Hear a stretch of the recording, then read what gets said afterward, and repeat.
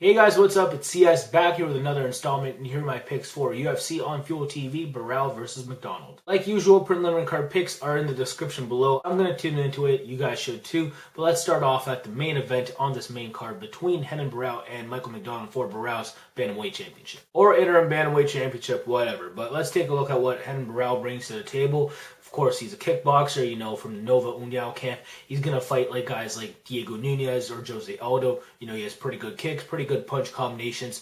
And yeah, what can I say? He can go all through 5 rounds. You know, he doesn't have the gas issues like Jose Aldo has at 145 against Michael McDonald. Just working a plethora of strikes, being able to keep up with McDonald in terms of boxing. And of course, you know, throwing kicks. I think that's going to wear down the bigger McDonald towards the later rounds. You know, Michael McDonald does cut a decent amount of weight. He's an athletic kid. He's in good shape. You know, he's young.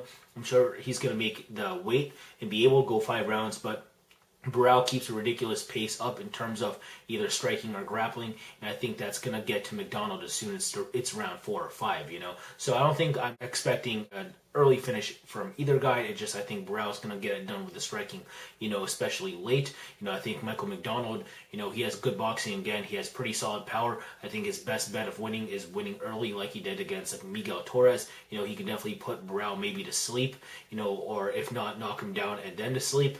That's what he's trying to do, you know what I'm saying? But as far as anything else, I don't see McDonald getting the advantage over Barão via wrestling. I can't see Michael McDonald trying to use a takedown route over the course of 5 rounds. I think Barão's too good on the ground anyway. I think he's going to find his way to a submission, if anything. So yeah, I just don't think Barão can be messed with there. And as far as on the feet, again, I think Barão has the advantage, and I think he's going to overcome the championship rounds. So yeah, I'm going to pick Renan Barão to win via punches, and for the most part, leg kicks, to win a unanimous decision over Michael McDonald. All right, now let's move on to the featherweight co-main event between Cub Swanson and Dustin Poirier. Pretty important bout for the featherweight division. I'd say they put it up as high as the co-main event. So I think the winner of this will probably get someone like maybe a Clay Guida, someone like that, Dennis Seaver, someone up there. So important fight. Who wins? I gotta go with Cub Swanson on this one. Dustin Poirier, pretty solid technical striker, pretty good jiu-jitsu as well. You know, pretty athletic guy. However, I do think he can get sucked into a brawl,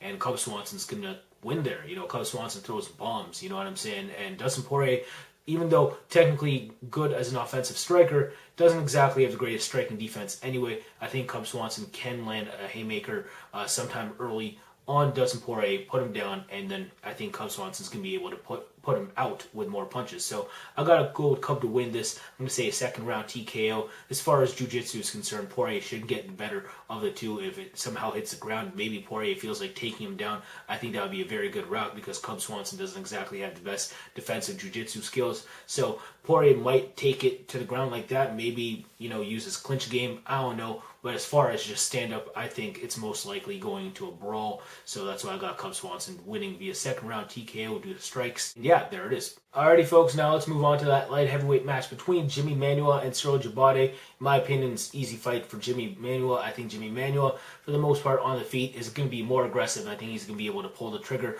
more often than not against Cyril Djibouti. I think Djibouti definitely is going to try to work his reach, you know, but the thing is that Jimi Manuwa, he's a savvy striker himself. He's going to know how to get within that reach and land, you know, a hook or an uppercut or something like that. And of course, if he needs to, he has pretty good leg kicks himself. I think he's just a very talented kickboxer, pretty aggressive, and I think Cyril Djibouti does struggle against an aggressive fighter. He's going to try to keep things technical, but it's not like Jimi Manuwa is a non-technical striker. He's going to be able to technically get within the reach of Cyril Djibouti and land something within, you know, close quarters. So that's what I see happening most likely. I'm going to say it happens in the first round. First round TKO for Jimi Manuwa. However, if Cyril Djibouti somehow to scramble on the ground and get a submission, I wouldn't be surprised. But yeah, I just think Manuwa being the aggressor here is just going to win him a TKO victory again in the first round. Okay, folks, now let's move on to that welterweight match between Gunnar Nelson and George Santiago. Easy fight to call, you ask me. Gotta go with Gunnar Nelson all day, every day in this one. George Santiago hasn't made 170 ever, and he's facing a true 170er in Gunnar Nelson, a future top 10 in this division. Ultra well-rounded fighter, really athletic kid, and he just should have an ease beating the hell out of George Santiago, if you ask me. Santiago's offensive skills pretty good jiu-jitsu, okay takedowns, and his striking is, you know, good technically. The thing is that defensively, he's horrible. You know, his defensive striking not the greatest, and he has a bad chin, so that doesn't help. And of course, on the ground, you know, he's okay jiu-jitsu wise, you know, just fending off submissions, but you know, what happens when someone's able to take him down like a Damian Maia, and yeah, he's just getting out-wrestled for 3 rounds. Not a good look. Gunnar Nelson can even take that route, probably the safest route, you know, in terms of just not getting hurt whatsoever. He's pretty aware on the ground. Is Gunnar Nelson, of course, he's an ADCC level grappler. Chances are, though, I see him using his counter-wrestling skills to be able to just keep it on the feet against George Santiago, and then eventually he'll knock him out with some of that good technical striking. You know, his boxing is pretty good. I think eventually he'll find George Santiago's bare open chin, and then George Santiago goes lights out.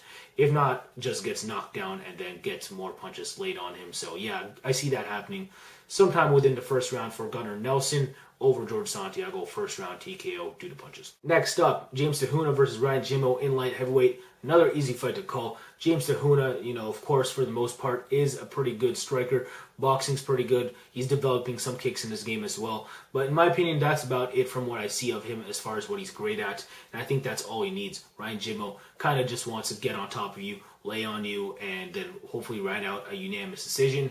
If not, he's going to knock you out kind of like he did against Anthony Perosh, but chances are he's not going to come in with a striking game plan against someone like James Te-Huna. So, yeah, look for Ryan Jimmo to just time a takedown or something like that, but I think that James Te-Huna is a strong enough guy and an aware enough guy to be able to fend off that takedown and just find an opening to just lay, you know, one of those haymakers on Ryan Jimmo's chin. I think it's going to happen sometime within the second round. So I'm going to go with James Te-Huna to land that and then land more punches for a second round TKO. So there it is. All right, now let's move on to that Shea Mills Matthew Riddle welterweight bout, kicking us off on the main card. So yes, this is going to be the last fight I'll talk about, but it should be an easy fight for Matthew Riddle if you ask me. Matthew Riddle, you know, better wrestler, better jiu-jitsu.